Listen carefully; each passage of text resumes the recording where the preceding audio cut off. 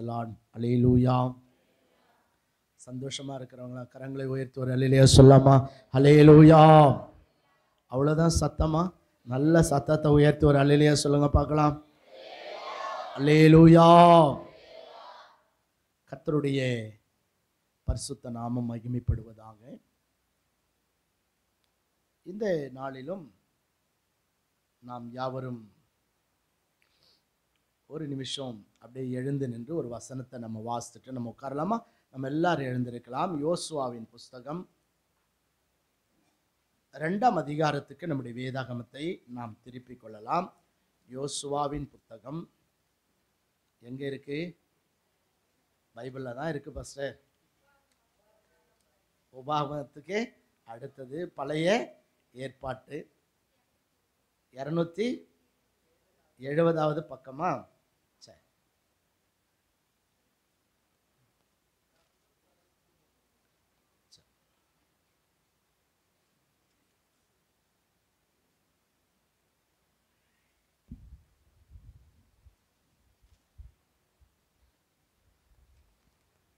சரி. 1 முதல் நாம சில வசனங்களை நம்ம தொடர்ந்து வாசிக்க போகிறோம். நூனின் குமாரனாகிய யோசுவா சித்திமிலிருந்து வேவுக்காரராகிய 2 மனுஷரை ரகசியமாய் வேவு பார்க்கும்படி அனுப்பி, நீங்கள் போய் தேசத்தையும் எரிகோவையும் பார்த்து வாருங்கள் என்றான். அவர்கள் போய் ராகாப் என்னும் பெயர் கொண்ட வேசியின் வீட்டுக்குள் பிரவேசித்து அங்கே தங்கினார்கள். தேசத்தை வேவு பார்க்கும்படி இஸ்ரவேல் புத்திரரில் சில மனுஷர் இந்த ராத்திரியில் இங்கே வந்தார்கள் என்று எரிகோவின் ராஜாவுக்கு சொல்லப்பட்டது. அப்பொழுது எரிகோவின் ராஜா ராகாப் அண்டைக்கு ஆள் அனுப்பி, உன்னிடத்தில் வந்து உன் வீட்டுக்குள் பிரவேசித்த மனுஷரை வெளியே கொண்டு வா, அவர்கள் தேசத்தை எல்லாம் வேவு பார்க்கும்படி வந்தார்கள் என்று சொல்லச் சொன்னான். அந்த ஸ்திரீ அவ்விரண்டு மனுஷரையும் கொண்டு போய் அவர்களை ஒளித்து வைத்து, மெய்தான், என்னிடத்தில் மனுஷர் வந்திருந்தார்கள், ஆனாலும் அவர்கள் எவ்விடத்தாரோ எனக்கு தெரியாது. வாசலை அடைக்கும் நேரத்தில் இருட்டு வேளையிலே அந்த மனுஷர் புறப்பட்டு போய்விட்டார்கள். அவர்கள் எங்கே போனார்களோ எனக்கு தெரியாது. அவர்களை சீக்கிரமாய் போய் தேடுங்கள், நீங்கள் அவர்களை பிடித்து கொள்ளலாம் என்றாள். அவள் அவர்களை வீட்டின் மேல் ஏற பண்ணி வீட்டின் மேல் பரப்பப்பட்ட சணல் தட்டைகளுக்குள்ளே மறைத்து வைத்திருந்தாள். அந்த மனுஷர் போகிற வழியில் துறைகள் மட்டும் அவர்களை தேட போனார்கள். அவர்களை தேடுகிறவர்கள் புறப்பட்ட உடனே வாசல் அடைக்கப்பட்டது. அந்த மனுஷர் படுத்துக் கொள்ளும் முன்னே அவள் வீட்டின் மேல் அவர்களிடத்திற்கு ஏறி போய், கர்த்தர் உங்களுக்கு தேசத்தை ஒப்பு கொடுத்தார் என்றும், உங்களை பற்றி எங்களுக்கு திகில் பிடித்திருக்கிறது என்றும், உங்களை குறித்து தேசத்தின் குடிகள் எல்லாரும் சோர்ந்து போனார்கள் என்றும் அறிவேன். நீங்கள் எகிப்திலிருந்து புறப்பட்ட போது கர்த்தர் உங்களுக்கு முன்பாக சிவந்த சமுத்திரத்தின் தண்ணீரை வற்றி போக பண்ணினதையும், நீங்கள் யோர்தானுக்கு அப்புறத்தில் சங்காரம் பண்ணின எமோரியரின் 2 ராஜாக்களாகிய சீகோனுக்கும் ஓகுக்கும் செய்ததையும் கேள்விப்பட்டோம். கேள்விப்பட்ட போது எங்கள் இருதயம் கரைந்து போயிற்று. உங்களாலே எல்லாருடைய தைரியம் அற்று போயிற்று. உங்கள் தேவனாகிய கர்த்தரே உயர வானத்திலும் கீழே பூமியிலும் தேவனானவர். இப்போதும் நான் உங்களுக்கு தயவு செய்தபடியால் நீங்களும் என் தகப்பன் குடும்பத்துக்கு தயவு செய்வோம் என்று கர்த்தர் பேரில் எனக்கு ஆணையிட்டு, நீங்கள் என் தகப்பனையும் என் தாயையும் என் சகோதரரையும் என் சகோதரிகளையும் அவர்களுக்கு உண்டான எல்லாவற்றையும் உயிரோடு வைத்து எங்கள் ஜீவனை சாவுக்கு தப்புவிக்கும்படி எனக்கு நிச்சயமான அடையாளத்தை கொடுக்க வேண்டும் என்றாள். அல்லேலூயா. நாம் உட்காருவோம்.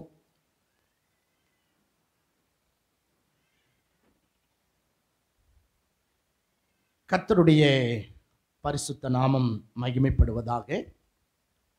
பரிசுத்த வேதாகமத்திலே நாம் வாசிக்கும்போது அநேக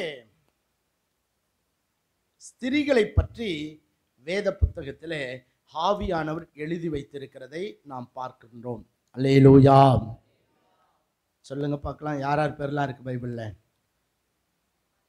மரியாள், மார்த்தாள், ரூத்து, எஸ்தர், ரெபேக்கா, சாராள், நகோமி, இப்படி ஏராளமான பெண்களுடைய பெயர்கள் பரிசுத்த வேதாகமத்தில் ஆண்டவர் எழுதி வைத்திருக்கிறதை நாம் பார்க்கிறோம். அதே போல அநேக ஆண்களுடைய பெயர்களும் வேதத்திலே எழுதப்பட்டிருக்கிறதை நாம் பார்க்கின்றோம். கர்த்தருக்கு ஸ்தோத்திரம். ஆனால் வேத புத்தகத்திலே தேவன் எழுதி வைத்திருக்கிற ஒவ்வொரு நபர்களை குறித்து நாம் வாசிக்கும் போது அவர்கள் மூலமாய் நாம் கற்றுக்கொள்ள வேண்டிய அநேக ஆவிக்குரிய பாடங்களை தேவன் அவர்கள் ஜீவியத்திலிருந்து நமக்கு கற்றுக் கொடுக்கிறதை நாம் அறிந்து கொள்ள முடியும். கர்த்தருக்கு ஸ்தோத்திரம்.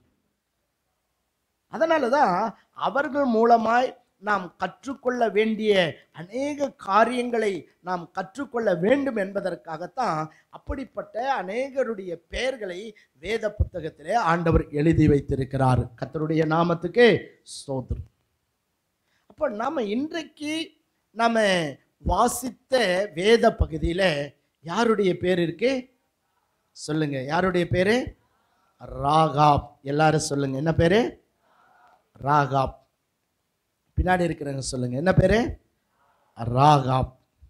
இந்த ராகாப்பை குறித்து நாம் பார்க்கும் பொழுது பாருங்க, இந்த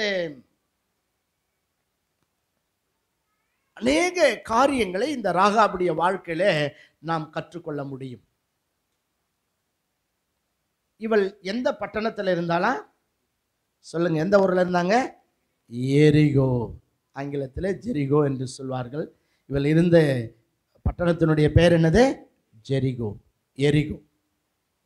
இந்த எரிகோ யோர்தானுக்கு அடுத்து இந்த எரிகோ காணப்படுகிறது. இஸ்ரவேல் மக்கள் கானான் தேசத்தை சுதந்திரிப்பதற்கு முன்பாக அங்கே அநேக ராஜாக்கள் அந்த கானான் தேசத்திலே ஆட்சி செய்கிறதை பார்க்கிறோம். பல பகுதிகளை உள்ளடக்கிய ஒரு பகுதியாக அந்த கானான் தேசம் காணப்படுகிறது. ஆண்டவர் எகிப்திலே அடிமைகளாய் இருந்த இஸ்ரவேல் மக்களை விடுதலையாக்கி, நான் பாலும் தேனும் ஓடுகிற கானானை உங்களுக்கு கொடுப்பேன் என்று சொல்லி கர்த்தர் வாக்குத்தத்தம் பண்ணி அவர்களை அந்த வனாந்தரத்தின் வழியாக கர்த்தர் அங்கே நடத்தி கொண்டு வருகிறார். அல்லேலூயா. 40 ஆண்டுகள் அந்த வனாந்தரத்தில் அவங்க என்ன செய்றாங்க? நடந்து வருகிறார்கள். அப்போ வரும்போது இப்போ இவர்கள் கானான் தேசத்தை சுதந்திரிக்க வேண்டுமானால் முதல்ல இவங்க எந்த தேசத்தை பிடிக்கணும்? எரிகோ என்கிற அந்த தேசத்தை இவர்கள் பிடிக்க வேண்டும். இப்ப யோர்தானுக்கு அக்கறையிலே அவர்கள் பாளையம் இறங்கி இருக்கிறார்கள். இப்ப யோர்தானை தாண்டிட்டாங்க அப்படின்னா அடுத்தது என்னதான்? எரிகோ. அவர்கள் சந்திக்கிற முதல் பட்டணம் எதுனா? எரிகோ. அந்த எரிகோ அந்த நாட்களிலே மிகப்பெரிய ஒரு பட்டணம். இன்றைக்கு இருக்கிற, அதாவது சென்னை மாநகரம் போல, இன்னைக்கு இருக்கிற பெங்களூர் சிட்டி போல, ஸோ அந்த நாட்களில் இந்த எரிகோ வந்து மிகப்பெரிய ஒரு மெட்ரோபாலிட்டன் சிட்டிஸனாக அது காணப்பட்டது. மிகப்பெரிய ஒரு பட்டணம். அப்போ ஆனால் அங்கே இருந்த மக்கள் கானானியர்கள், அவர்கள் தேவனை அறியாதவர்கள். பலவிதமான விக்கிரகங்களை அவர்கள் தெய்வமாக வணங்கி கொண்டிருந்த அப்படிப்பட்ட ஒரு காலகட்டம்.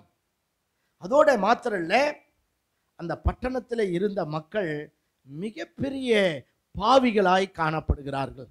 ரொம்ப பயங்கரமான பாவங்கள் அந்த தேசத்தில், அந்த எரிகோவில் பெருகி இருந்தது. குறிப்பாக சொல்லப்போனால் அங்கே, அதாவது சரீரப்பிரகாரமான மக்கள், அந்த விபச்சாரம், வேசித்தனம் போன்ற பாவங்கள் அந்த தேசத்திலே பெருகி இருந்ததாம். பாவத்தினுடைய உச்சம் மிருக ஜீவன்களை கூட அப்படிப்பட்ட பாவத்துக்கு உட்படுத்தின மிகப்பெரிய பாவிகளாய் அந்த எரிகோவின் மக்கள் வாழ்ந்து கொண்டிருந்தார்கள். அப்படிப்பட்ட அந்த காலகட்டத்திலே அங்கே ஒரு பெண்மணி வாழ்கிறாள். அவளுடைய பெயர் என்னதான்? ராகாப். பாருங்க, அங்கே நிறைய பேர் இருந்திருப்பாங்க இல்லை, எரிகோவில் நிறைய மக்கள் இருக்காங்க. ஆனால் அவங்க பேர்லாம் பைபிளில் ஆண்டவர் நமக்கு என்ன பண்ணல, எழுதி கொடுக்கல. ஆனால் இந்த ராகாப் என்கிற இந்த பெண்மணியை பற்றி ஆண்டவர் இங்கே நமக்கு எழுதி கொடுத்திருக்கிறதை நாம் பார்க்கின்றோம். இந்த ராகாப் சாதாரணமானவள் அல்ல.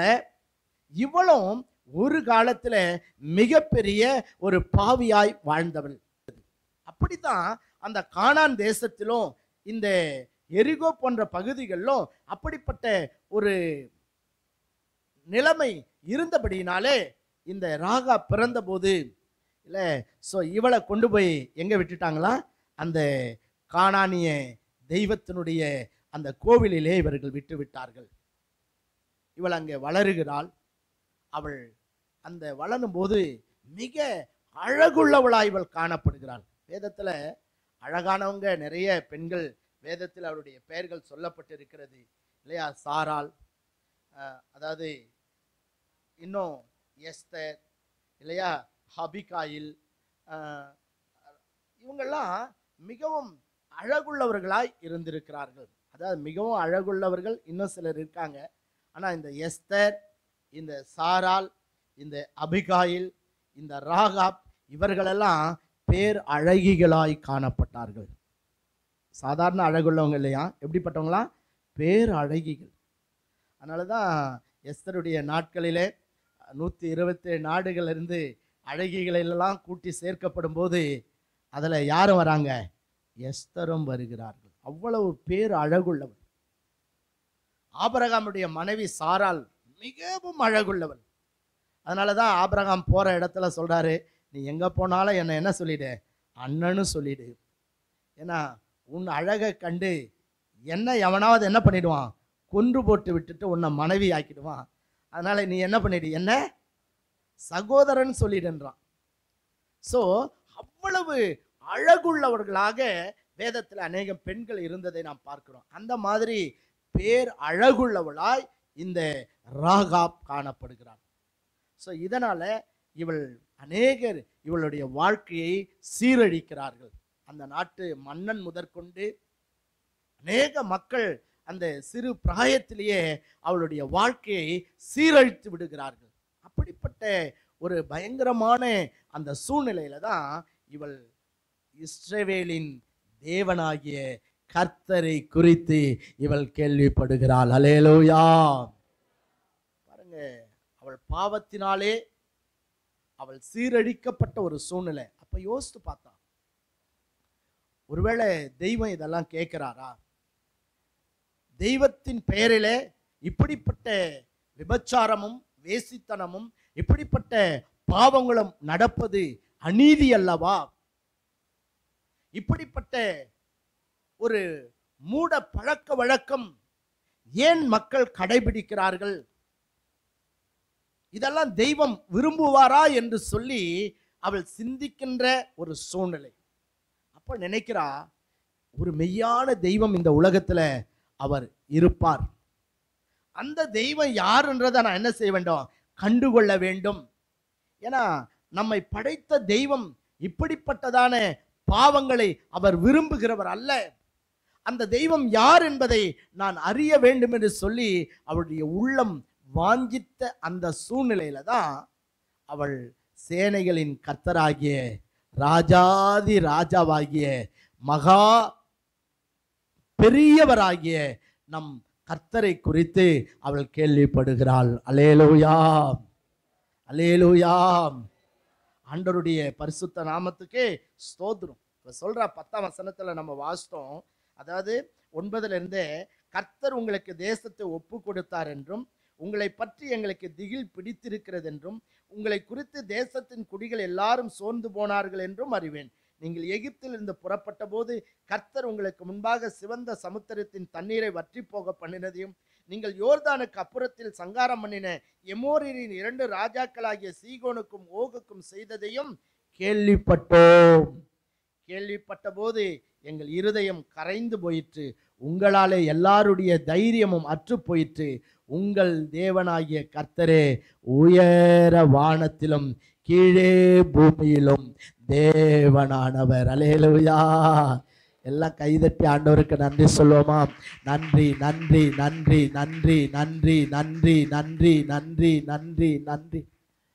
இல்லை பாருங்க, அவளோ மிகப்பெரிய ஒரு பாவியாய் வாழ்ந்து கொண்டிருக்கிறாள்.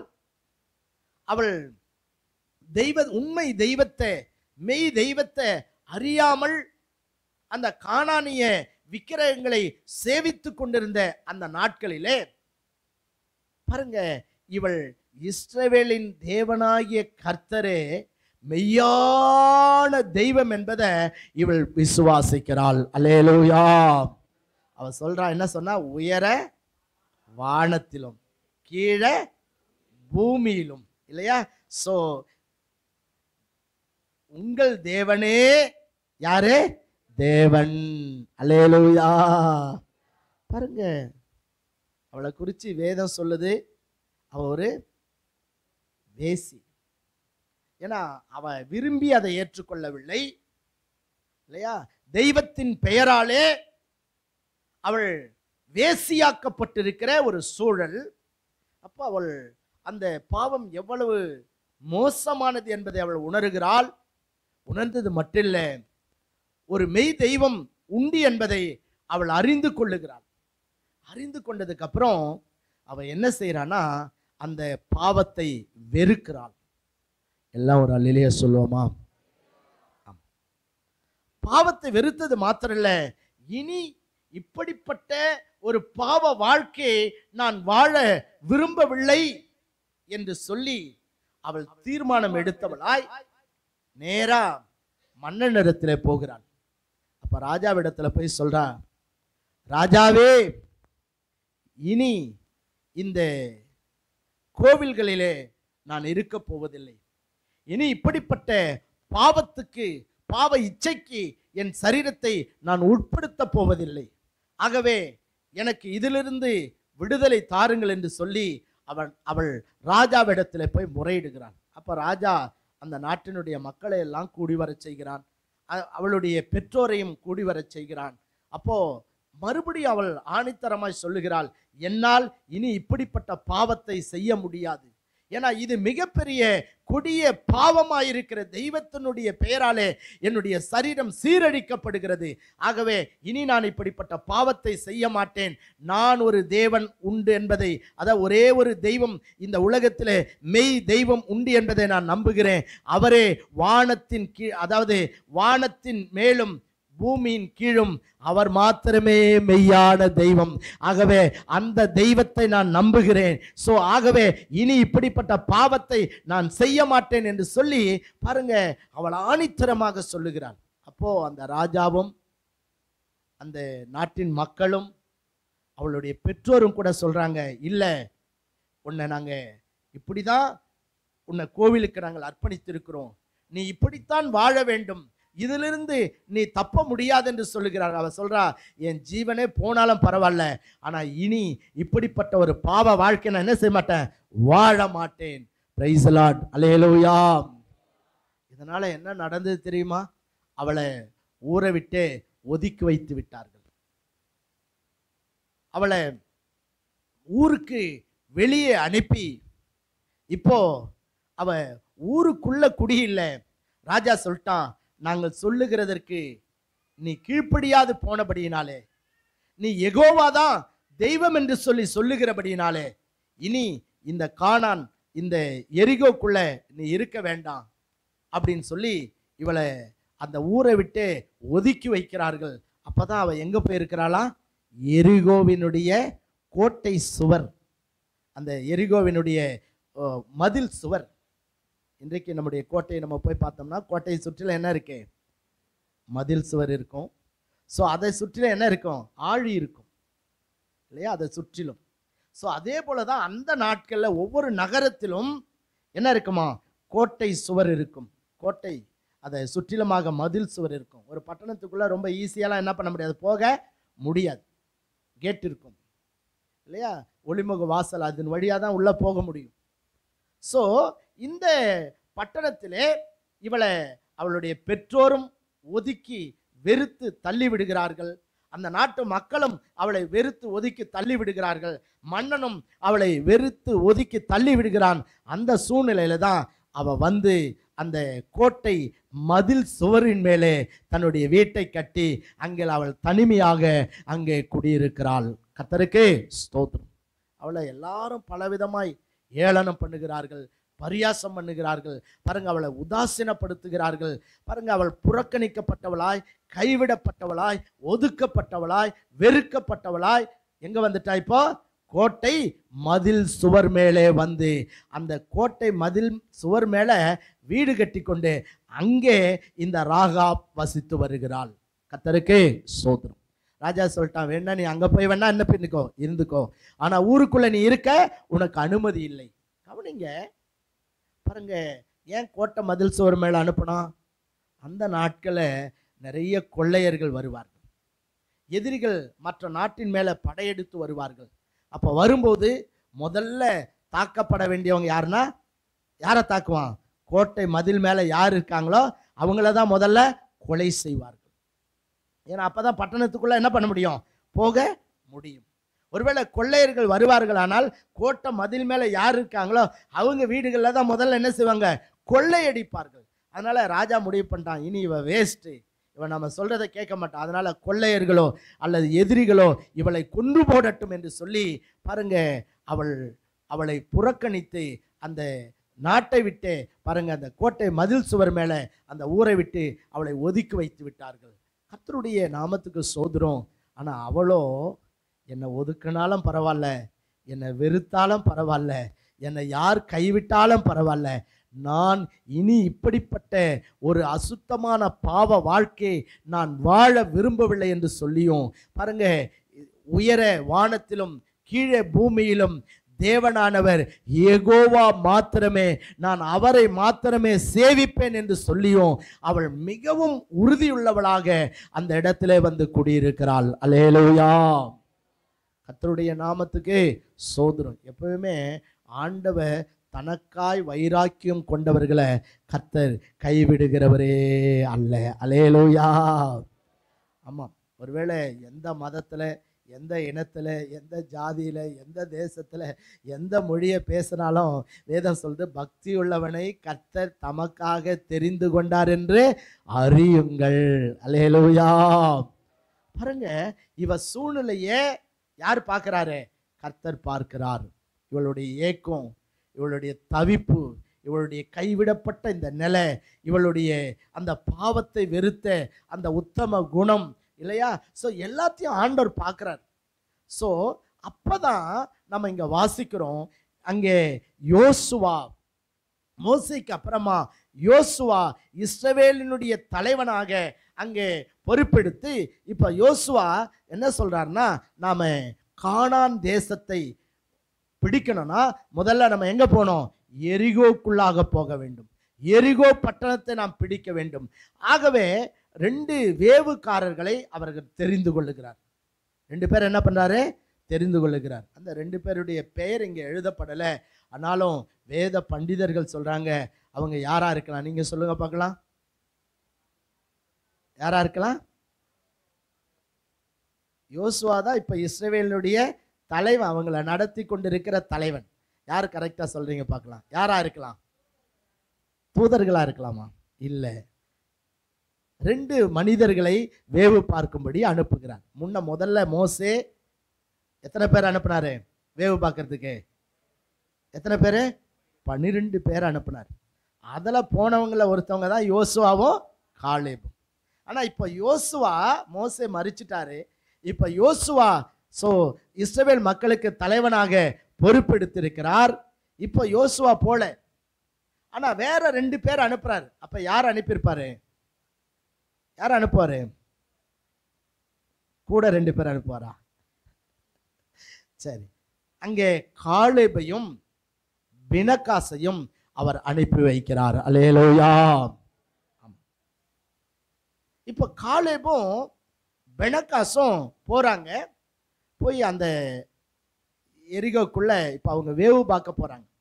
ஏன்னா ஒரு நாட்டை பிடிக்கணும்னா முதல்ல போய் என்ன பண்ணுவாங்க? வேவு பார்ப்பார்கள். எந்த வழியா போகணும், அங்கே இருக்கிற மக்கள் எப்படிப்பட்டவங்க, அவர்களுடைய சூழ்நிலை என்ன, எப்படி போனால் ஈஸியாக அந்த தேசத்தை நம்ம என்ன பண்ண முடியும், பிடிக்க முடியும் அப்படின்னு பிளான் பண்ணுறதுக்காக இங்கே வேவு பார்க்கறதுக்கு இங்கே யோசுவா அங்கே காலேபையும் பிணக்காசையும் அவர் அனுப்பி வைக்கிறார். இவங்க போய் அந்த ஊரில் கேட்குறாங்க, இங்கே யாராவது யெகோவா தேவனை வணங்குகிற மக்கள் உண்டா என்று சொல்லி. அப்போ எல்லாம் சொல்கிறாங்க, அப்படி இந்த ஊரில் யாரும் இல்லை, ஆனால் ஒரு வேசி இருக்கிறா, அவள் ஊருக்குள்ளே இல்லை, அவள் எங்கே இருக்கிறா, அலங்கத்தின் மேலே இருக்கிறா, வேணும்னா நீங்கள் அவள் வீட்டுக்கு போங்க அப்படின்னு சொல்கிறாங்க. ஏன்னா அவங்களுக்கு இவங்க யாருன்னே தெரியாது, எதுக்காக வந்திருக்காங்கன்னே தெரியாது. அப்போ இவங்க நினைக்காங்க, ஸோ நம்ம அங்கே போனால் நமக்கு வேண்டிய எல்லா செய்திகளை நம்ம என்ன பண்ணலாம், சேகரித்து கொள்ளலாம். ஏன்னா அவள் ஜீவனுள்ள தேவனை ஆராதிக்கிறவள் ஆச்சேன்னு சொல்லி அவள் அலங்கத்தின் மேலிருந்த அவளுடைய வீட்டுக்கு அவர்கள் போகிறார்கள். கர்த்தருடைய பரிசுத்த நாமத்துக்கு ஸ்தோத்திரம். அல்லேலூயா, அல்லேலூயா, அல்லேலூயா. பாருங்க, அங்க பார்க்கிறோம், அவளும் இவர்களை என்ன பண்றா, தன் வீட்டில் ஏற்றுக்கொள்ளுகிறாள். ஏற்றுக்கொண்ட உடனே அன்னைக்கு ராத்திரி அரசனுக்கு இந்த நியூஸ் போயிடுச்சு, தேசத்தை வேவு பார்க்கறதுக்கு யாரோ 2 பேர் என்ன பண்றாங்க, வந்திருக்கிறார்கள். உடனடியா அந்த அரசன் என்ன செய்யறானா, அவனுங்களை 2 பேரையும் போய் உயிரோட பிடிங்க அப்படின்னு சொல்லி அவனை அனுப்பும்போது நேராக யார் வீட்டுக்கு வராங்க, ராகாபுடைய வீட்டுக்கு வருகிறார்கள். வந்து ராகாபண்ட கேட்குறாங்க, இந்த மாதிரி இன்னைக்கு ராத்திரி ஒன்னாண்ட வந்தாங்களாமே 2 பேர், அவனுங்க எங்கே இருக்கானுங்க? அவன் சொல்கிறா, அவங்கள எங்கே கொண்டு போய் படுக்க வச்சிட்டாலாம், மேல் வீட்டறையில் மேலே மெத்த மேலே கொண்டு போயிட்டு அங்கே சணல் தட்டைகள் அங்கே போடப்பட்டிருக்கு. அந்த சணல் தட்டைகளுக்குள்ளே இவங்களை என்ன பண்ணிட்டாராம், பதுக்கி வச்சுட்டான். பதுக்கி வச்சுட்டு வந்தது மெய்தான், ஆனால் இருட்டி போகிற அளவு வந்த உடனே, இருட்டின உடனே அவங்க 2 பேரும் என்ன பண்ணிட்டாங்க, போயிட்டாங்க. அவங்க யாருன்னு எனக்கு தெரியாது, அவங்கள பற்றி எதுவுமே எனக்கே தெரியாது என்று சொல்லி பாருங்க, அவர்கள் ஜீவனை அவள் அழிவுக்கு தப்புவிக்கிறாள். பிரைஸ் தி லார்ட், அல்லேலூயா. அவங்க போனதுக்கு அப்புறம் இவ ஏறி போய் அவங்களாண்ட சொல்றான் இல்லையா, உங்கள் தேவனே உயர வானத்திலும் கீழே பூமியிலும் அவர் ஒருவரே மெய்யான தெய்வம். அல்லேலூயா. அவர் செங்கடலை பிளந்ததை பற்றி நாங்கள் என்ன பண்ணோம், கேள்விப்பட்டோம். யோர்தானுக்கு அப்புறத்தில் இருந்த ராஜாக்களுக்கு, தேசங்களுக்கு அவர் செய்தவைகளெல்லாம் நாங்கள் கேள்விப்பட்டோம். அவரை போல வல்லமையான தெய்வம், அவரை போல அற்புதமான தெய்வம், அவரை போல அதிசயங்களை செய்கிற தெய்வம் இந்த உலகத்தில் வேற யாரும் இல்லை. அவரே உயர வானத்திலும் கீழே பூமியிலும் அவர் ஒருவரே மெய்யான தெய்வம் என்பதை நாங்கள் அறிந்திருக்கிறோம் என்று சொல்லி அவள் சொல்லுகிறாள். சொன்னது மட்டும் இல்லை, உங்களை பற்றின பயமும் திகிலும் எங்கள் தேசத்தில் இருக்கிற எல்லாரும் என்ன பண்ணுது, பிடித்து கொண்டது. உங்களை குறித்து நாங்கள் கேள்விப்பட்டோன்னே, உங்கள் தேவனை குறித்து கேள்விப்பட்டோன்னே எங்கள் தேசத்தில் இருக்கிற எல்லாருடைய இருதயங்களை என்ன செஞ்சது, கரைந்து போய்விட்டது. சொல்றா பாருங்க இல்லை. ஸோ அவ சொல்றா, அதாவது நீங்க இந்த தேசத்தை நிச்சயமா என்ன பண்ணுவீங்க, பிடிப்பீர்கள். நீங்க இந்த தேசத்தை பிடிக்கும் போது என் தகப்பன் குடும்பத்தாரை என்ன வேண்டாம், கொன்றுவிட வேண்டாம். என் சகோதரிகளை, என் தாயை, என் தகப்பனை, என் வீட்டாரை நீங்கள் என்ன பண்ண வேண்டாம், கொன்றுவிட வேண்டாம் அப்படின்னு சொல்லி இவள் அங்கே அவர்களோடு கூட பேசுகிறதை நாம் பார்க்கிறோம். அப்போ அவங்க சொல்கிறாங்க, நீர் எப்படி எங்கள் ஜீவனை காப்பாற்றினீரோ அதே போல் நாங்களும் இந்த தேசத்தை பிடிக்கும்போது உன் ஜீவனை, உன் பெற்றோருடைய, உன் குடும்பத்தாருடைய உயிரை நாங்கள் என்ன பண்ணுவோம், காப்பாற்றுவோம் என்று சொல்லி வாக்கு கொடுக்கிறார்கள். அதுக்கப்புறம் நம்ம பார்க்குறோம், ஸோ மீண்டுமாக அந்த காலேபும் இல்லையா, அந்த பெனக்காசும் வேவு பார்த்து முடிஞ்சிட்டு ஸோ யோசுவாவின் இடத்துக்கு கடந்து போய் விடுகிறார்கள். அல்லேலூயா.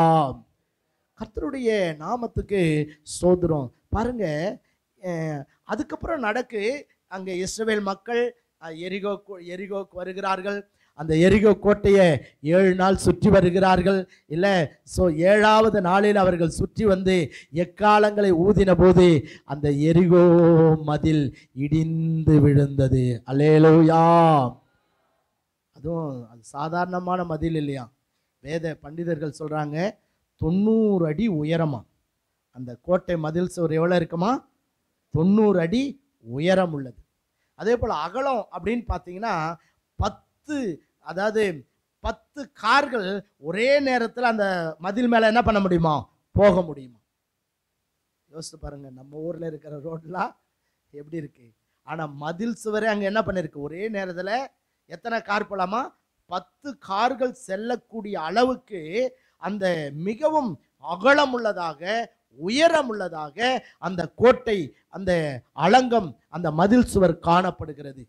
ஆனா இஸ்ரவேல் மக்கள் யுத்தம்லாம் பண்ணல, அவங்க போரிடலாம் செய்யல. ஸோ 7 நாள் சுற்றி வராங்க இல்லையா. ஸோ 7வது நாள் அவங்க சுற்றி ஆர்ப்பரிக்கிற போது அந்த அலங்க என்ன செஞ்சுதான், தானா இடிந்து விழுந்தது. கர்த்தருக்கே ஸ்தோத்திரம். இப்போ எல்லாரும் அவங்க இடிந்து விழுந்த உடனே இந்த இஸ்ரவேல் மக்கள் அவங்கவங்க நேரா உள்ள போறாங்க. ஆனா ஒரே ஒரு இடம் மட்டும் இடியிலையா. அது யாருடைய வீடா, ராகாப் இருந்த அந்த வீடு மட்டும் மதில் சுவர் மேல இடியில, அந்த இடம் மட்டும் இடியில அப்படியே நிக்குது. அந்த வீட்டுல என்ன கட்டி வச்சிருக்கலாம், ஜன்னல்ல சிகப்பு நூல் கயிறை அடையாளமாக அவள் கட்டி வைத்திருக்கிறாள். அப்ப அங்கே இஸ்ரவேல் மக்கள் அவளை போய் அங்கே அவளை காப்பாற்றி அவர்கள் கொண்டு வருகிறார்கள். பாருங்க, நீங்க மத்தேயு சுவிசேஷத்துல 1ஆம் அதிகாரத்துல 4, 5, 6 வசனங்களை வாசிக்கும் போது வாசிங்க. ஆறாம் அம்மினதாபை பெற்றான், அம்மினதாப் நகசோனை பெற்றான், நகசோன் சல்மோனை பெற்றான், சல்மோன் போவாசை ராகாபினிடத்தில் பெற்றான். நான் சொன்ன ராகாப் யார் பாருங்க, அவளுடைய பெயர் எங்க எழுதியிருக்குங்க, ஆண்டவராகிய இயேசு கிறிஸ்துவனுடைய வம்ச அட்டவணையிலே யாருடைய பெயர் எழுதப்பட்டிருக்க, ராகாபுடைய பெயர் எழுதப்படுகிறது. ஒரு இழிவான நிலைமையில இருந்தவள், ஆனா இப்போ ஆண்டவராகிய இயேசு கிறிஸ்துவனுடைய பிறப்பின் அட்டவணையிலே யாருடைய பெயர் எழுதப்படுதுங்க, இந்த ராகாபுடைய பெயரும் எழுதப்படுகிறதை நாம் பார்க்கிறோம். அல்லேலூயா. எப்படி வந்தா, அவ கானானிய பெண். சொல்ல போனா இஸ்ரவேல் மக்கள் கானான் தேசத்தை போய் சுதந்திரிப்பதற்கு முன்பாக கானான் தேசத்துல முதல் விசுவாசியா இருந்தவளை யார் தான், இந்த ராகாப். ஒருவேளை அவ வேசியா இருந்திருக்கலாம், ஆனா இஸ்ரவேலின் தேவனாகிய கர்த்தரே மெய்யான தெய்வம் என்பதை அவள் விசுவாசித்தாள். அல்லேலூயா. பாருங்க, விசுவாசித்தபடினால இப்ப எரிகோவில் இருக்கிற எல்லா மக்களும் கொல்லப்படுகிறார்கள் இல்ல.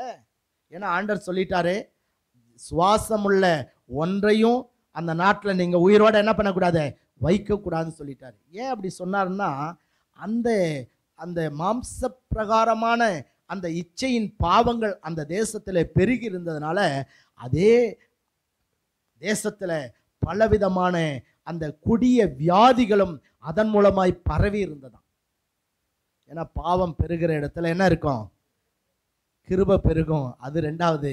முதல்ல என்ன பெருகும், சாபம் உண்டாகும், வியாதிகள் உண்டாகும் இல்ல, அழிவு உண்டாகும். அழிவுக்குரிய வியாதிகள் அங்க அதிகமா இருக்கும். எந்த தேசத்துல பாவம் அதிகமா இருக்கோ அங்க என்ன செஞ்சிருக்கோம், ஆமா, வியாதிகளும் அதிகமா இருக்கும். அதனால அந்த அந்த தொற்று வியாதிகள் இஸ்ரவேல் மக்களுக்கு வந்துவிடக் கூடாது, என் ஜனங்கள் அப்படிப்பட்ட கொடிய வியாதியினாலே பாதிக்கப்படக்கூடாது என்பதற்காக ஆண்டவர் சொல்லிட்டாரு, அந்த கானான் தேசத்தை நீங்க பிடிக்கும் போது அங்க யாரையும் என்ன பண்ணக்கூடாது, உயிரோட வைக்கக்கூடாது என்று சொல்லிட்டார். அதனால இவங்க போய் அந்த தேசத்தில் இருக்கிற எல்லாரையும் சங்கரிக்கிறார்கள். ஆனா தப்புவிக்கப்பட்டது யார் மட்டும்தான், இந்த ராகாபும் அவளுடைய குடும்பத்தாரும். அல்லேலூயா. ஆனா ஏற்கனவே ராஜா அந்த தேசத்து மக்கள் இவளை ஏன் மதில் மேல அனுப்புனாங்க, இவ சாகணும்னு அனுப்புனாங்க. ஆனா அவங்களா சாகிறத இவ கண்களால பார்க்கிறா. அல்லேலூயா. கர்த்தருக்கே ஸ்தோத்திரம். பாருங்க, எல்லாராலும் வெறுக்கப்பட்ட, ஒதுக்கப்பட்ட, கைவிடப்பட்ட, புறக்கணிக்கப்பட்ட ஒரு மகள் இவள். ஆனா இப்ப பார்த்தா அவளுடைய பெயர் எங்க எழுதியிருக்கு, பரிசுத்த வேதாகமத்திலே. சொல்ல போனா ரூத்துடைய மாமியார் பேர் என்ன அப்படின்னு கேட்டா யாருங்க, ராகாப், போவாசுடைய அம்மா. ஸோ எப்படி இது நடந்தது அப்படின்னு நீங்க வாசிக்கும் போது, அதாவது இவ யாரை கல்யாணம் பண்ணாலாம்? யூதா கோத்திரத்தை சார்ந்த, அதாவது அந்த நாட்களில் ஒவ்வொரு கோத்திரத்துக்கும் ஒவ்வொரு பிரபு இருப்பாங்க. இஸ்ரேலில் மொத்தம் எத்தனை கோத்திரம்? 12 கோத்திரம். அந்த 12 கோத்திரத்துக்கும் ஒவ்வொரு கோத்திரத்துக்கும் ஒவ்வொரு தலைமை இருப்பான். ஆமா, லேவி கோத்திரத்துக்கு தலைமை யாருன்னா ஆரோன், மோசேயுடைய அண்ணன் ஆரோன். யூதா கோத்திரத்துக்கு யார் தலைவன் அப்படின்னு சொன்னா, நீங்க அங்க படிச்சீங்கல்ல, அம்மினதாப். யாரு?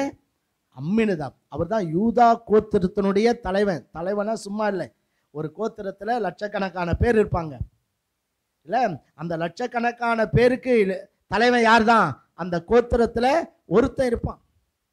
இஸ்ரவேல் மக்கள் பிரயாணம் பண்ணி வந்து கொண்டிருந்த போது ஒவ்வொரு, அதாவது முதல்ல லேவி கோத்திரம் போகும், அதுக்கு பின்னாடி யூதா கோத்திரம் போகும், அதுக்கு பின்னாடி மற்ற கோத்திரங்கள் போவார்கள். அப்போ அந்த கோத்திரத்துக்கு முன்னாடி ஒவ்வொரு கோத்திரத்துக்கும் ஒவ்வொரு கொடி இருக்கும். அந்த கொடியை யார் பிடிச்சிருப்பான்? அந்த கோத்திரத்தினுடைய தலைவன் அந்த கொடியை பிடித்து அந்த இஸ்ரவேல் பிரயாணத்தில், ஸோ ஒவ்வொரு கோத்திரத்துக்கு முன்பாக ஒவ்வொரு கோத்திர தலைவனும் அந்த கொடியை பிடித்து கொண்டு அவர்கள் போவார்கள். சொல்லப்போனால் அந்த நாட்கள் அவங்க தான் ராஜாக்கள் மாதிரி. ஹல்லேலூயா. ஆமாம், அவங்க தான் அந்த நாட்களில் அந்த இஸ்ரவேலில் இருக்கிற அந்த கோத்திரங்களுக்கு ராஜாக்கள் மாதிரி. அந்த மாதிரி யூதா கோத்திரத்தின் தலைவன் தான் யாரு? அம்மினதாப். அதுக்கப்புறம் அம்மினதாப் யாரை பெற்றாராம்? யாரை பெற்றாரு? நகசோன். இப்ப அந்த வனாந்தரத்தில் இவங்க பிரயாணம் பண்ணி போகும்போது அம்மினதாப் என்ன செய்யறாரு? மரித்து விடுகிறார். அவருடைய பட்டத்துக்கு அதுக்கு அடுத்தது யார் வர்றதுங்க? நகசோன் வருகிறார். கர்த்தருக்கே ஸ்தோத்திரம். இப்போ கொஞ்ச நாள் கழித்து, சில ஆண்டுகள் கழித்து நகசோனை மரிச்சிட்டார். இப்போ அந்த கோத்திரத்தினுடைய தலைவனா நகசோனுடைய பிள்ளை யார் வந்திருக்கிறது? சல்மோன் வந்திருக்கிறார். அல்லேலூயா. இந்த நகசோனுக்கு ஒரு தங்கச்சி உண்டு. அவ பேர் என்னன்னா எலிசபால். அவளை யார் கல்யாணம் பண்ணாங்க அப்படின்னு கேட்டீங்கன்னா, ஆரோன் திருமணம் செய்தார். அல்லேலூயா.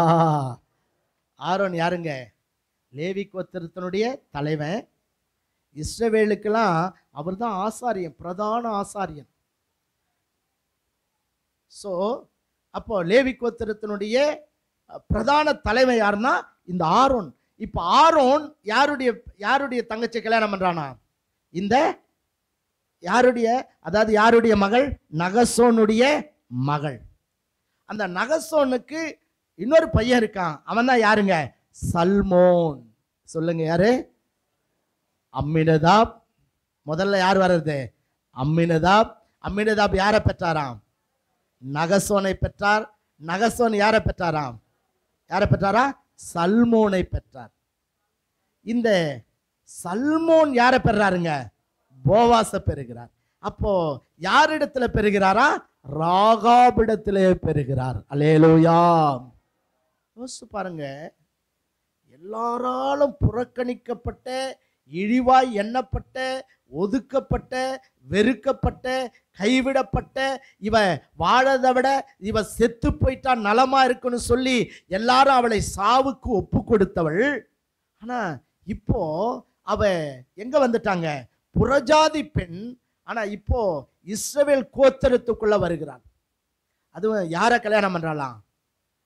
சல்மோனை திருமணம் செய்கிறார். அல்லேலூயா. நான் சொன்னேன், சல்மோன் யாரு? சாதாரணமான ஆள் இல்லை. அவர் யாரு? யூதா கோத்திரத்தினுடைய தலைவன், பிரபு.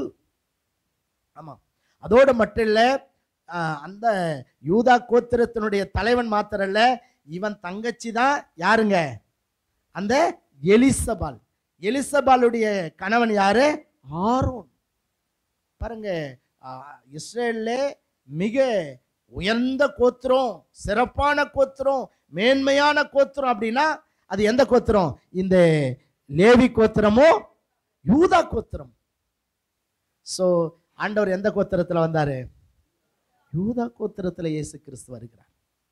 பாருங்க, சோ அந்த கோத்திரத்தினுடைய தலைவன் சல்மோன் அந்த எரிகோவுக்குள்ள அவங்க வந்து எரிகோவை பிடித்த போது பாருங்க, இவன் யாரை திருமணம் செஞ்சிட்டான்? இந்த ராகாபை திருமணம் செய்து அந்த இஸ்ரவேல் வம்சத்துக்குள்ளாக இவள் கொண்டு வரப்படுகிறாள். அல்லேலூயா, அல்லேலூயா, அல்லேலூயா. கர்த்தருடைய பரிசுத்த நாமத்துக்கு மகிமை உண்டாகட்டும். இது ஏன் உங்களுக்கு சொல்றேன் அப்படின்னு சொன்னா, ஒருவேளை இந்த உலகத்தில் நாம கூட பிறக்கும்போது ஒருவேளை இழிவானவர்களாய், அற்பமானவர்களாய், ஒதுக்கப்பட்டவர்களாய், வெறுக்கப்பட்டவர்களாய், கைவிடப்பட்டவர்களாய், இல்லை ஒருவேளை பாவிகளாய், இல்லையா, எல்லாராலும் அற்பமாய் எண்ணப்பட்டு ஒதுக்கப்பட்டவர்களாய் கூட சில நேரங்களில் உங்களுடைய வாழ்க்கை இருக்கலாம். ஆனால் ஒன்று, நீங்கள் அவள் உயர்த்தப்பட்டதுக்கு ஒரு காரணம் என்னன்னா, அவள் தன் பாவத்தை வெறுத்தாள். அல்லேலூயா. அவ சூழ்நிலையினால பாவத்துக்குள்ளாக்கப்படுகிறாள். ஆனா அது பாவம் என்று அவள் தெரிந்த பிற்பாடு அவள் அந்த பாவத்தில் தொடர்ந்து நீடிக்காதபடிக்கு அந்த பாவத்தை அவள் என்ன செஞ்சாலாம்? வெறுத்தாள். என் உயிரே போனாலும் இனி இப்படிப்பட்ட ஒரு பாவத்தை செய்ய என் சரீரத்தை நான் ஒப்பு கொடுக்க மாட்டேன் என்று சொல்லி பாருங்க, அவள் தேவனுக்கென்று வைராக்கியம் கொள்ளுகிறாள். அல்லேலூயா. நாம கர்த்தர் நம்மளை ஆசீர்வதிச்சு, ஆண்டவர் நம்மளை உயர்த்தணும், நம்முடைய சந்ததி ஆசீர்வதிக்கப்படணும். பாருங்க, நாம் இந்த உலகத்தில் நாமும் அதாவது அழிவுக்கு தப்புவிக்கப்படணும் அப்படின்னு சொன்னா பாருங்க, பாவத்தில் நிலைத்திருக்க கூடாது. கர்த்தருக்கே ஸ்தோத்திரம். இன்னைக்கு நிறைய நேரம் வேதம் சொல்லுது, தன் பாவங்களை மறைக்கிறவன் என்ன செய்ய மாட்டானா? வாழ்வடைய மாட்டான். அவைகளை அறிக்கை செய்து விட்டு விடுகிறவன என்ன பண்ணுவானா? இரக்கம் செய்வான், இரக்கம் பெறுவான். பாவத்தின் சம்பளம் மரணம், தேவனுடைய கிருபை வரமோ நித்திய ஜீவன். பாவத்தை இயேசு வெறுக்கிறார், ஆனா பாவியை இயேசு என்ன செய்யறாரா? நேசிக்கிறார். இவளை நேசிக்க யாரும் இல்லை. இவளுடைய குடும்பத்தார் கூட இவளை வெறுத்து விட்டார்கள். ஆனா இவள் பாவத்தை வெறுத்தபடினாலே இவளை உண்டாக்கின பரம தகப்பன் இவளை நேசிக்க ஆரம்பித்தார். அல்லேலூயா. ஆமா, பாருங்க, அவளுக்கு எவ்வளவு ஒரு அந்த கானானிய பெண், கவனிங்க, இல்ல? ஆனா இவ்வளோ அந்த எல்லாரும் பாவிகளாய் வாழுகிறார்கள். நான் சொன்ன இல்ல, அந்த தேசத்துல மிருக ஜீவன்களை கூட அவங்க என்ன பண்ணலையா? விட்டு வைக்கல. அந்த அளவு அந்த தேசத்தினுடைய பாவம் மிகவும் கொடிதா இருந்தது. எல்லாரும் போற மாதிரி நானும் போறேன்னு அவ போயிருந்தா அந்த எரிகோ மக்கள் அழிக்கப்பட்டப்போ இவள் குடும்பம் என்ன செஞ்சிருக்கோம்? அழிக்கப்பட்டு போயிருக்கும். இல்லை, ஒருவேளை இன்றைக்கு நம்ம வாழ்கிற தேசம் பாவத்தினாலும் அக்கிரமத்தினாலும் அநியாயத்தினாலும் அசுத்தத்தினாலும் நிறைந்த ஒரு தேசம். இல்லை, எந்த காலத்தின இல்லாத அளவுக்கு இன்னைக்கு நம்முடைய தேசத்தில் என்ன இருக்குங்க? பாவம் உச்சத்தை தொடுகிற அளவிற்கு பாவம் பெருகி கொண்டே இருக்கிறதை பார்க்கிறோம். இல்லை, பாவத்தினுடைய இல்லையா உச்சம் நம்முடைய தேசத்தில் போகிறதை, உலக நாடுகளில் போகிறதை நாம் பார்க்கிறோம். ஒருவேளை இன்னைக்கு பரிசுத்தவான்கள் பரிசுத்தவாட்டிகளை தேடி கண்டுபிடிக்க வேண்டிய ஒரு சூழ்நிலைக்குள்ளாய் நம்முடைய தேசம் கடந்து போய் கொண்டிருக்கிறதை நாம் பார்க்கிறோம். அன்னைக்கு எரிகோ இருந்த மாதிரி தான் இன்னைக்கு நம்ம தேசமும் இருக்கு. ஆமாவா இல்லையா? ஆனால் ஆண்டவர் இந்த தேசத்திலிருந்து உங்களையும் என்னையும் ஆண்டவர் தெரிந்து கொண்டிருப்பதனுடைய நோக்கம், இந்த தேசம் ஒருவேளை இப்படியே பாவத்தில் போனா தேவனுடைய கோபாக்கனை என்ன செய்யும்? வரும். ஏன்னா எங்க பாவம் பெருகுதோ அங்கெல்லாம் அழிவு உண்டாகும். அந்த அழிவிலே நாம் தப்புவிக்கப்படும்படியாக, நம்முடைய சந்ததி தப்புவிக்கப்படும்படியாக, அந்த அழிவிலே நாம் அழிந்து போய்விடக் கூடாது என்பதற்காக தான் ஆண்டவர் உங்களையும் என்னையும் தெரிந்தெடுத்திருக்கிறார். அல்லேலூயா. ஆமா, இதை நீங்க உணர்றீங்களோ இல்லையோ, ஆனா அன்னைக்கு ராகாப் என்ன பண்ணா? உணர்ந்தாள். அதனாலதான் அவ பாவத்தை வெறுத்தாள். பாருங்க, பாவத்தை வெறுத்தது மட்டும் இல்ல, அவ சொல்றா, உயரே வானத்திலும் கீழே பூமியிலும் உங்கள் தேவனே மெய்யான தெய்வம். இன்னைக்கு ஒருவேளை இந்தியாவானாலும் சரி, மற்ற தேசங்களானாலும் சரி, இன்னைக்கு மெய் தெய்வத்தை மக்கள் அறியாம இல்லையா, இன்றைக்கு பலவிதமான வழிபாடுகளுக்குள்ளாக மக்கள் கடந்து செல்லுகிறதான ஒரு அவல நிலைமையை நாம் பார்க்கிறோம். தன்னை உண்டாக்கின மெய் தெய்வம் யார் என்று அறியாமல் இல்லையா, இன்னைக்கு தெய்வத்தை தேடி மக்கள் பல விதங்களிலே அவர்கள் ஓடிக்கொண்டிருக்கிற அவல நிலைமையை நம்ம பார்க்கிறோம் பாருங்க. ஆனா அவளுக்கு தெரிது, மேலே வானத்திலும் கீழே பூமியிலும் உங்கள் தேவனாகிய கர்த்தரே யாரு? தேவன். அப்படின்னா என்ன அர்த்தம்? மேலையும் அவரை தவிர யாரும் இல்லை, கீழையும் அவரை தவிர வேற யாருமே இல்லை, அவரே மெய் தெய்வம் என்பதை அவள் அறிந்திருந்தாள். அல்லேலூயா. அவள் விசுவாசித்தாள், கர்த்தர் தான் தெய்வம், அவரை தவிர வேறு தெய்வம் இல்லை என்பதை அவள் அறிந்திருந்தாள். ஆமா, இன்னைக்கு நாம சர்ச்சுக்கு வரோம், இன்னைக்கு ஆண்டவருடைய பிள்ளையா ஆண்டவரை சேவிக்கிறோம். ஆனா சில நேரங்கள்ல அப்படிப்பட்டவர்கள் கூட புறஜாதிகளுடைய வழிபாடுகளுக்கு இல்லையா, புறஜாதிகளுடைய மார்க்க பேதங்களுக்கு இல்லையா, பழக்க வழக்கங்களுக்கு சில நேரத்துல இவர்கள் கூட ஒத்து போகிறத, அடிமைப்பட்டு கிடக்கிறதை நாம் பார்க்கிறோம்.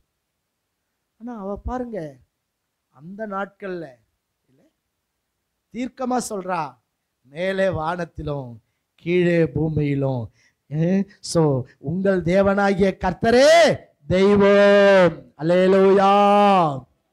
இந்த அறிவு நம்ம எல்லாருக்கும் இருக்கணும். ஆமா, அவரை தவிர இந்த உலகத்துல வேற யாரையும் நாங்க என்ன பண்ண மாட்டோம், வணங்க மாட்டோம். அவ அன்னைக்கு கர்த்தருக்காக வைராக்கியமா நிக்கிறா பாருங்க. என் உயிரே போனாலும் பரவாயில்ல, என்னை எல்லாரும் வெறுத்தாலும் பரவாயில்ல, எல்லாரும் என்னை கைவிட்டாலும் பரவாயில்ல, ஒருவேளை நான் கொலை செய்யப்பட ஒப்பு கொடுக்கப்பட்டாலும் பரவாயில்ல, நான் யெகோவா தேவனை தவிர, என்னை உண்டாக்கின அந்த சர்வ வல்லவரை தவிர வேற யாரையும் நான் வணங்க மாட்டேன்னு சொல்லி அவள் வைராக்கியமாய் ஜீவித்தாள். அல்லேலூயா. ஆமா, இன்னைக்கு நமக்கெல்லாம் அப்படிப்பட்ட ஒரு பக்தி வைராக்கியம் வேணும். ஆமா இல்லையா? சில நேரங்களில் பார்க்குறோம், நான் இங்கேயும் போவேன், நான் அங்கேயும் போவேன், நான் இதையும் செய்வேன், நான் அதையும் செய்வேன், நான் இப்படியே ஞாயிற்றுக்கிழமை சர்ச்சைக்கு போனால் பரிசுத்தவானா இருப்பேன், மற்ற நாள்லாம் நான் என்ன செய்வேன், எங்கள் ஊரில் இருக்கிற மக்கள் மாதிரியே பாவியாக வாழ்வேன். இல்லை, அப்படிப்பட்ட ஒரு அவல நிலைமையை நாம் சபைகளில் கூட இன்றைக்கு பார்க்க முடிகிறது. ஆனால் அந்த காலத்திலேயே இந்த கானானிய ஸ்திரீ இல்லையா, இந்த ராகாப் கர்த்தர் மேலே எத்தனை பக்தி வைராக்கியம் உள்ளவள். அவள் சொல்றா, மேலே வானத்திலும் கீழே பூமியிலும் உங்கள் தேவனாகிய கர்த்தரே தெய்வம். அல்லேலூயா. கர்த்தருடைய நாமத்துக்கே ஸ்தோத்திரம். எத்தனை பெரிய விசுவாசம் பாருங்க. பாருங்க, அவள் விசுவாசித்தபடினாலதான் அவளும் தப்புவிக்கப்பட்டால், அவள் குடும்பமும் என்ன செஞ்சுங்க, தப்புவிக்கப்பட்டது. ஏன்னா வேதம் சொல்றது, கர்த்தராகிய இயேசு கிறிஸ்தை நீ விசுவாசி, அப்போ நீயும் உன் வீட்டார் அனைவரும் என்ன செய்வீங்க, ரட்சிக்கப்படுவீர்கள். இவ குடும்பத்தார் ஒரு காலத்துல இவளை ஒதுக்கி வெறுத்து இவளை புறக்கணித்து தள்ளினார்கள். இப்ப மதில் மேல அவன் மட்டும்தான் தனியா குடும்பம் இருக்கா, தனிமையில் அங்க இருக்கிறான். ஆனா பார்க்கிறோம், அழிவு வரப்போகிறது என்பதை அறிந்து இவள் அங்கே வேவுக்காரர்களாகிய காலேபிடத்துல இல்லையா, பிணக்காசிடத்துல இவள் வேண்டிக் கொள்கிறான், நான் உங்களுக்கு தயவு செஞ்சு உங்க உயிரை காப்பாத்தின மாதிரி நீங்கள் இந்த தேசத்தை பிடிக்கும் போது எங்கள் குடும்பத்தாருடைய ஜீவனை என்ன செய்யணும், நீங்கள் தப்புவிக்க வேண்டும். இவ ஒருத்த விசுவாசித்ததுனால இவன் மட்டும் தப்புவிக்கப்படல, இவ குடும்பமே அழிவிலிருந்து தப்பினது. அல்லேலூயா.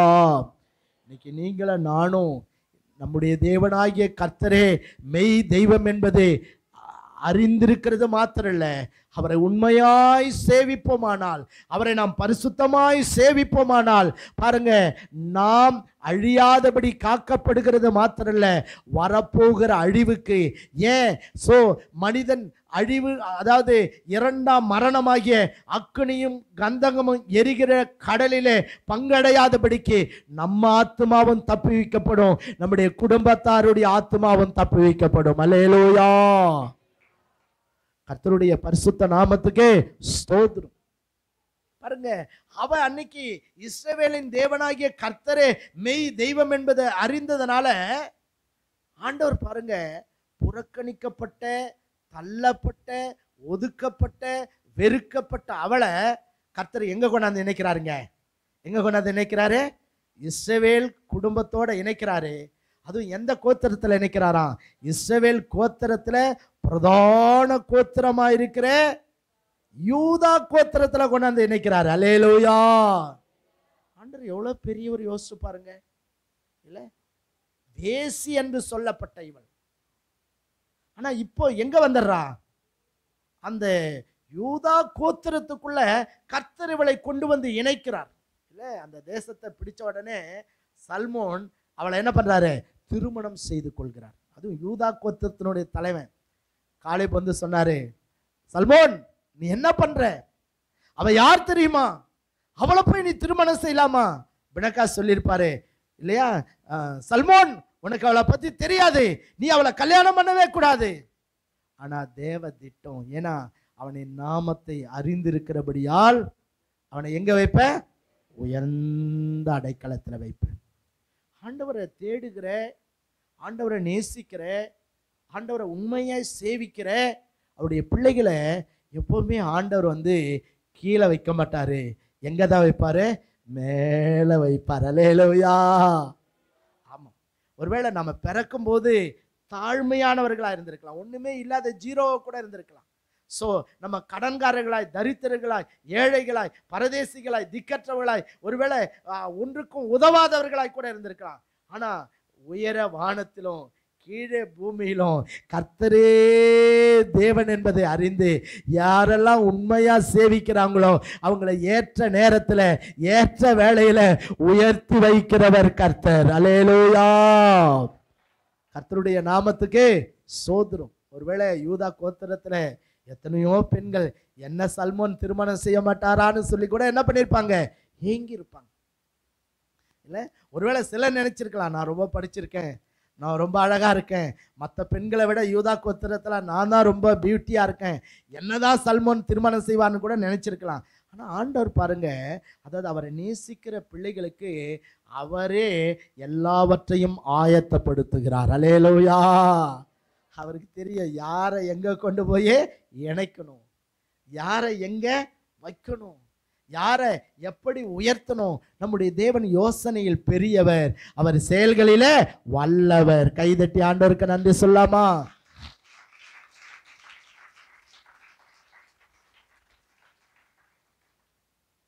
ஆண்டவரை நேசிக்கிற உங்களுக்கு ஒரு எதிர்காலத்தை ஆண்டவர் வைத்திருக்கிறார்.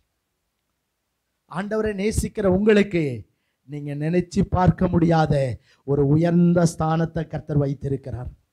ஆண்டவருக்காக பக்தி வைராக்கியமாய் ஜீவித்து கொண்டிருக்கிற உங்கள் சந்ததிக்கு நீங்க நினைச்சு பார்க்க முடியாத அளவுக்கு இந்த பூமியில சகல ஜனங்களை பார்க்கலாம், நீங்களும் உங்கள் சந்ததியும் ஆசீர்வதிக்கப்பட்ட சந்ததியாய் ஏற்ற வேளையில தேவன் உயர்த்துவார். அல்லேலூயா.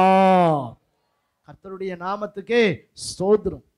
அது இவளை கொண்டாந்து இஸ்ரவேல் கோத்திரத்துக்குள்ள ஆண்டவர் வச்சுட்டு சும்மா விடல. அந்த கோத்திரத்திலேயே பிரதான கோத்திரம் யூதா கோத்திரம், அந்த கோத்திரத்தினுடைய தலைவன் சல்மோன் இவளை திருமணம் செய்யும்படி கர்த்தர் செய்கிறார். அதுவும் சல்மோன் சாதாரணமான ஆள் இல்லை. ஸோ லேவி கோத்திரத்தோட சம்பந்தம் கலந்தவன்.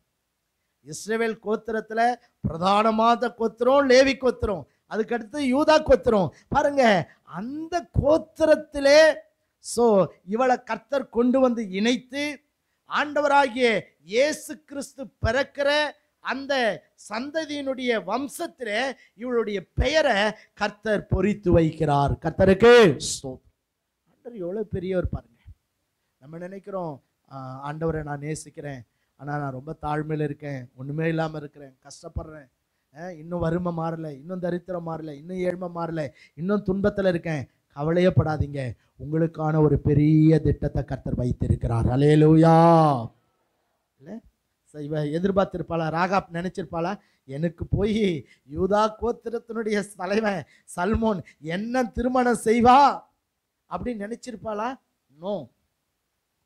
ஆண்டவரே நம்ம நினைத்து பார்க்கிறதற்கும் நம்ம யோசிக்கிறதற்கும் மிகவும் அதிகமாய் செய்கிற கர்த்தர். அல்லேலூயா.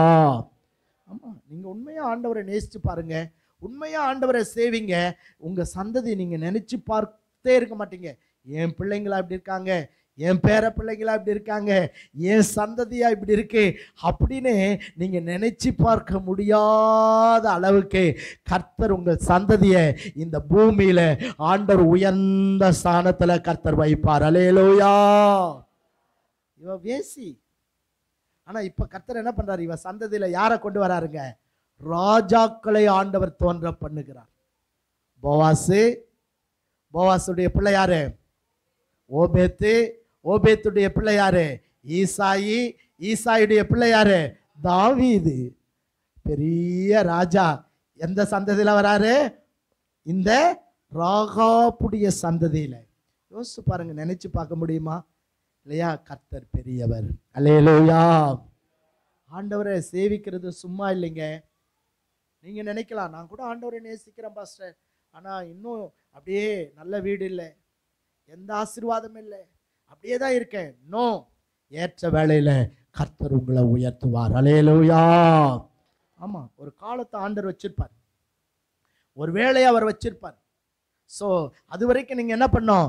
பொறுமையோட காத்திருக்கணும். இவ கூட ஆண்டவரை நம்பனா இல்லை, பாவத்தை வெறுத்தா, ஆனா உடனே அவளுக்கு ஆசீர்வாதம் வந்துச்சா?